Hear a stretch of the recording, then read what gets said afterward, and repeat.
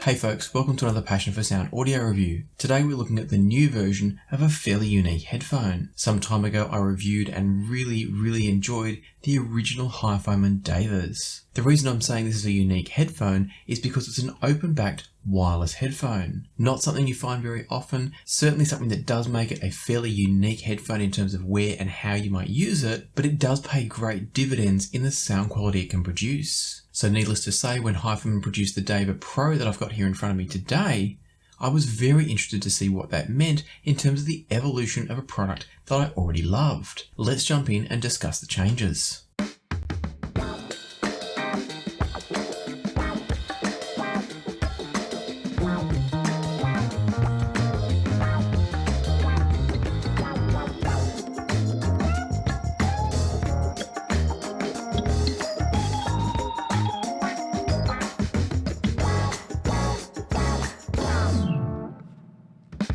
Now the most obvious change when you look at the Deva Pro is going to be its colour scheme.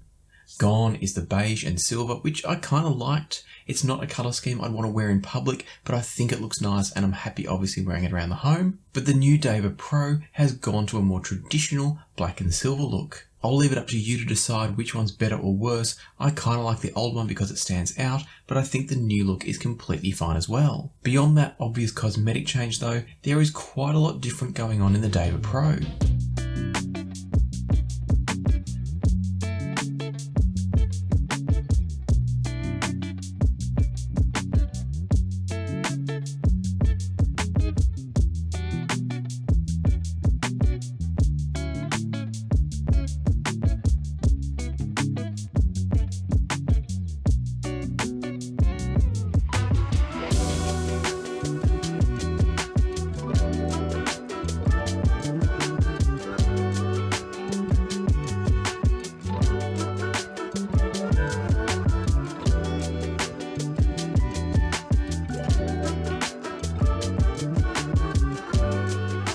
First and foremost, it's now got a different dongle.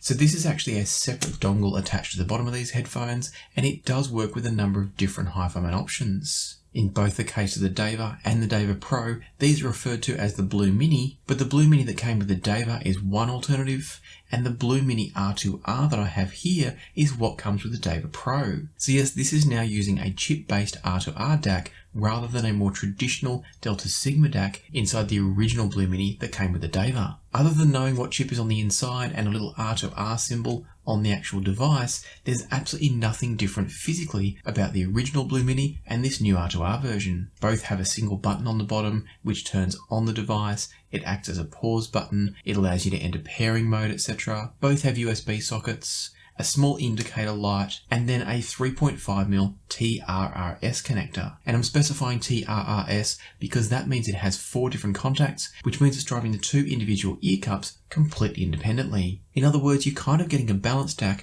with a pair of headphones and therefore running a balanced pair of wireless headphones. And that leads me to talk about something else that's different on the Deva Pro. On the original Deva, there was just one 3.5mm socket that took the Bluemini or would take an incoming signal if you wanted to run them wired. In the case of the new Deva Pro, you've not only got the 3.5mm socket that takes the Bluemini, but on the other side, you've got another 3.5mm socket. And what that means is when you want to take off the Bluemini and turn these into wired headphones, you can plug in a balanced cable, something like an Apos Flow is what I've been using with them, and all of a sudden you've got yourself a lovely pair of balanced wired headphones. So as you can tell, there's already a lot of things that are different about the Deva Pro compared to the original Deva, and I'm not finished yet. There's one more key difference, and that is that the Deva Pro now also uses HiFiMan's stealth magnet technology. If you haven't seen my reviews of things like the Aria stealth magnets, the HiFiMan Sesvaras, and the HE400 Stealth Edition, then let me briefly explain what the stealth magnets are intended to do. The way these work is they're intended to be acoustically transparent magnets. So with a normal planar magnetic driver, you've got the planar magnetic diaphragm, and then you've got magnets either on both sides or on one side of the diaphragm. But the point being that as the diaphragm moves, air has to come off that diaphragm, pass through the magnet array, and either out the back of the earphone or into your ears. So HiFiMan have worked to make stealth magnets, meaning that they don't interrupt the flow of the air, they don't create any turbulence in the waveform as it leaves the driver, and therefore should result in a smoother, cleaner sound. They're not the only company doing this kind of thing. Audeze have been doing it with their phasers for a very long time now. And no doubt other brands have their versions as well. So I'm not suggesting that this is unique and special in the market, but it's great to see this same technology, which has consistently resulted in better sound based on the headphones I've tried. It's great to see that now trickle into more and more headphones like the Deva Pro. So straight away you can see that there are lots of differences moving from the Deva to the Deva Pro, and I should mention that for all of those upgrades, the price has increased from $299 for the original Deva to just $329 for the Pro. So you're getting a lot of potential upgrades, definitely potential differences. I'll discuss whether they're better or worse in a minute.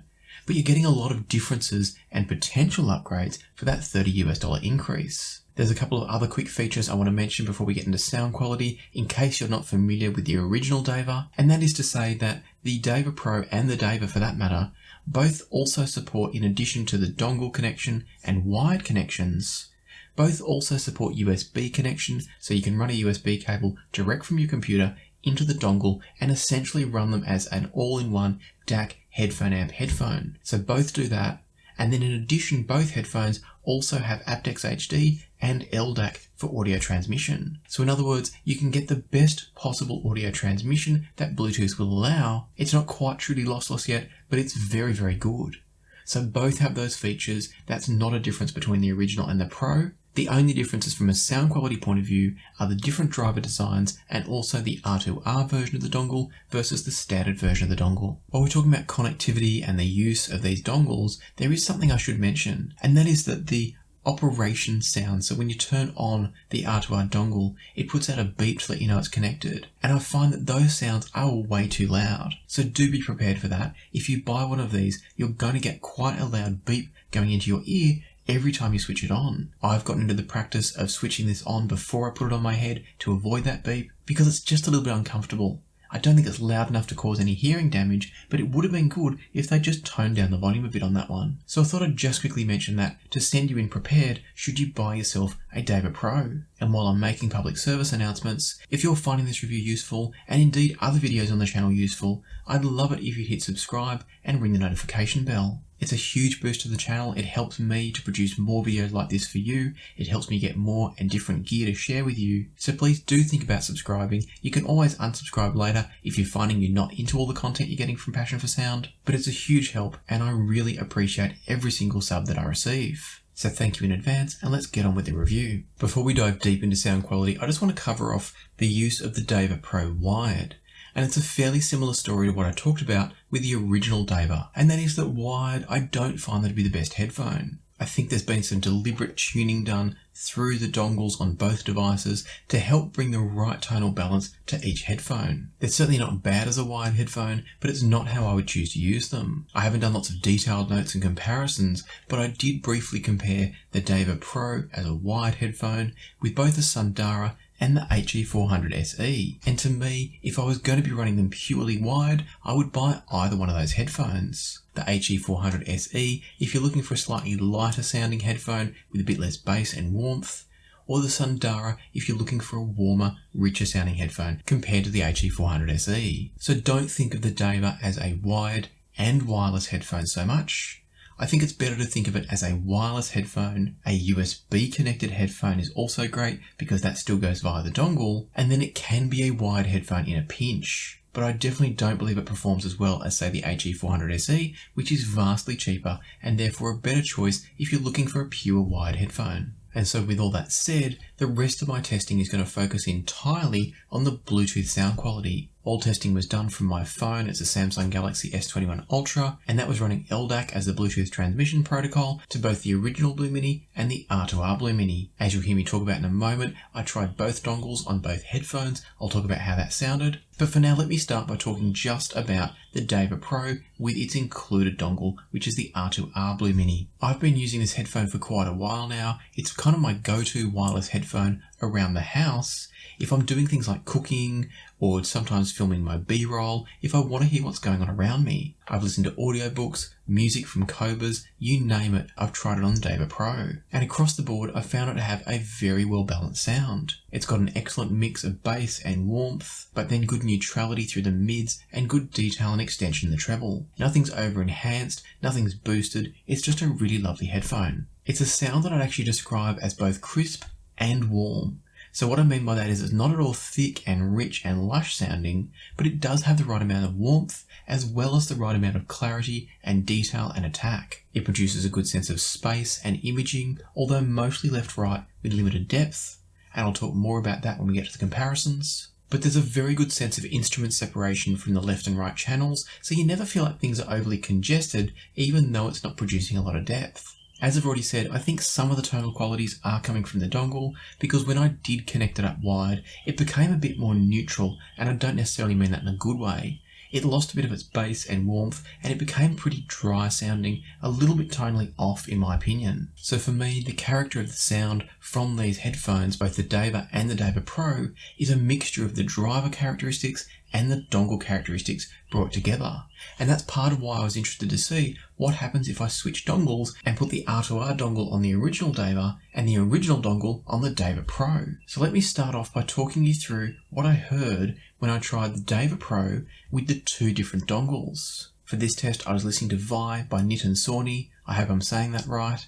It's a wonderful track. The whole album is one that I've just recently discovered and I'm really enjoying it. With the R2R dongle connected up to the Deva Pros, I heard a sound that was clean and detailed. There's a sense of texture and clarity in the vocals, but it's not overdone. I found the percussive sounds in this track are very much split left and right using the R2R dongle with the Deva Pros, and it's in a slightly kind of interesting way. I wouldn't go so far as saying it's unnatural, but it's also not entirely natural, I don't think. So there is a little bit of an interesting presentation, but it's in a positive sense. It's enjoyable, it doesn't distract from the listening experience, but if you do listen to it critically, it's not 100% natural in terms of producing a good spherical soundstage out in front of the listener. It is all mostly left and right. The bass in this track from the combination of the Deva Pro and the R2R Bluemini was well controlled and clean, but it was fairly subtle. The Deva Pro isn't a particularly bassy headphone, so don't look to it if you like thumping, rumbling bass, but it's also not super cold or lean. It strikes a pretty good balance. Switching over to the original Bluemini and still listening to Vi, what I heard was the vocals got pushed a little bit further away from me, and I actually felt like that presentation with a bit more space was preferable. There were things I actually liked better about the original dongle compared to the R2R dongle. Now, according to HiFiMan's website, the new Himalaya chip that they're using, which I believe they've developed themselves, has lots of different benefits such as better power efficiency, excellent technical measurements. So most of what I'm talking about here comes down to personal preference on the presentation of the sound, as opposed to one being a clearly better or worse sounding device than the other. I felt like the standard Bluemini, whilst giving me a touch more depth in the sound, did result in a little bit less sense of detail.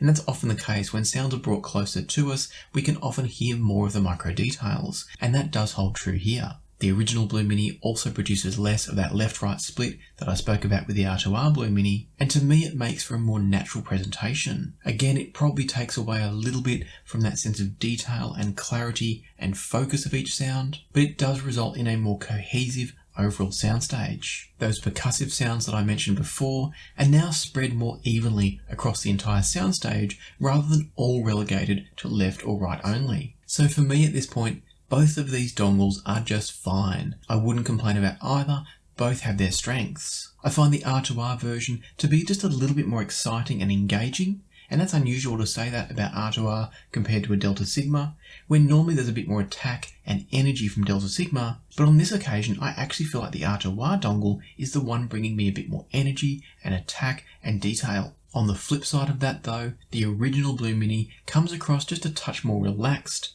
in some ways a bit more natural, and that can make it a more enjoyable and easy listening experience. And I don't mean that it's a soft, sluggish sound, I mean that everything's just a bit more natural, a little bit less kind of clarified and separated, and the end result is the music is more able just to wash over you and let you get lost in it, rather than noticing specific details and the placement of these sounds in the left and right ear cups. Now I should also be really clear here, there is a central image from these, not everything is pushed left and right, but it's like anything that is not central in the mix does get slightly emphasized to left and right, so everything still technically fits together. There is a continuum of sound across the entire soundstage, but somehow there seems to be extra emphasis on sounds that are left or right in that soundstage.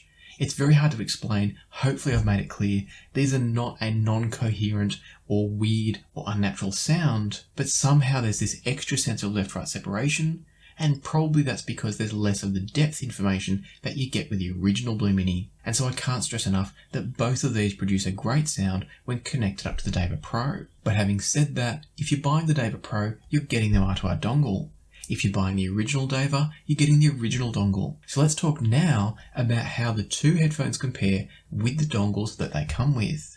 Because you can still buy both, and you might be interested in saving the $30 if you prefer the sound of the Deva original. One of the tracks I listened to when I was comparing these two was Addicted by Beth Hart and Joe Bonamassa, and this track really reminded me of the one drawback for me of the original Devas, and that is that they can lack a bit of bass and presence and body for music like rock and blues, electronic music potentially, anything where you actually want a bit of bass presence, a bit of bass body and a bit of drive. They don't sound bad on those genres or indeed on anything, but if you're looking for an optimal listening experience on any of those sorts of genres that need that level of presence, then I do think the Devas just fall a tiny bit short.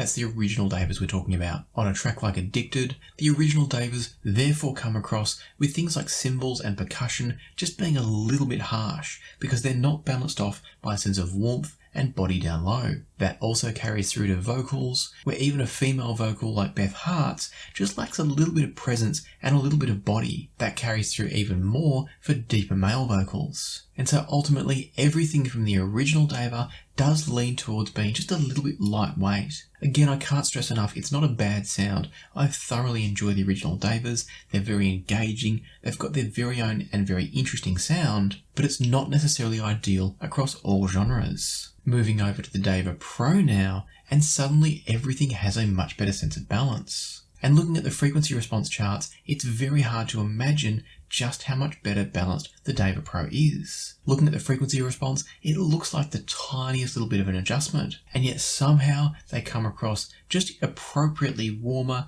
and richer in all the right ways. And I say appropriately because they're not vastly different headphones. It's like the Deva Pro is everything the original Deva was, just with a tiny little bit of warmth added to fix the slight imbalance that the original has. What that means is that the Deva Pro is still a fairly neutral and overall balanced tonality. It just has that bit of extra bass presence to be there when you need it, but it's not a bass emphasized headphone in any way, shape or form. What that means is that tonally, everything is more coherent. So now the vocals and the other instruments are all much better balanced with those cymbals and percussion that I mentioned being a bit harsh from the original Devas. There is one small trade-off there in the sense that the original Devas do still maintain a slightly more open and spacious sound, but that's a trade-off that I'm very willing to make because it's only something you notice in contrast if you're flipping back and forth between the two. On their own, the Deva Pros do not sound congested or closed in, they're just not comparatively quite as open sounding as the originals. I've chatted to a few of the channel patrons about the Deva Original and Pro, and I know that they have very similar feelings to me, which is to say that we all seem to agree that both headphones have their place, both are very enjoyable with their own characters that are positive in different ways. So either headphone I think is still a great choice. To me, the Deva Pro is the better headphone. It's the one that I'll be reaching for more often. But if you like the idea of a slightly more lightweight, articulate, some might say more neutral, I actually think a slightly lean sounding headphone, then the original Deva is still a great choice. I'll be looking to sell off the Devas and keep the Deva Pro, but it's only because I don't need this many headphones. And on that note, don't forget that I now list any gear that I'm selling on my Patreon page. Initially, patrons get first dibs and also a bit of an extra discount on purchasing these, but then they're also made available to the public if none of the patrons want them. So do jump over to the Patreon page and check out whatever gear I might be selling at the moment. most of it is hardly used. It's just been used for a review and then it's moved on. Obviously, if it's more second-hand gear, it's reduced even further. So check that out if you're interested. You don't have to be a channel patron to visit the Patreon page. There are lots of posts over there for the general public as well. So check that out and see what gear I'm ready to part with. For now though, let's bring this to a close by saying once again that both of these headphones are great. I definitely think the Deva Pro is a clear and significant upgrade on the original Deva, but it doesn't completely supersede them, it just offers a different flavour, which I personally think is a little bit better. And of course there'll be links down below if you want to pick up either the Deva Pro, or any other gear from HiFiMan for that matter. For now though, let me leave it to the music, so happy listening, and I'll see you here next time on Passion for Sound.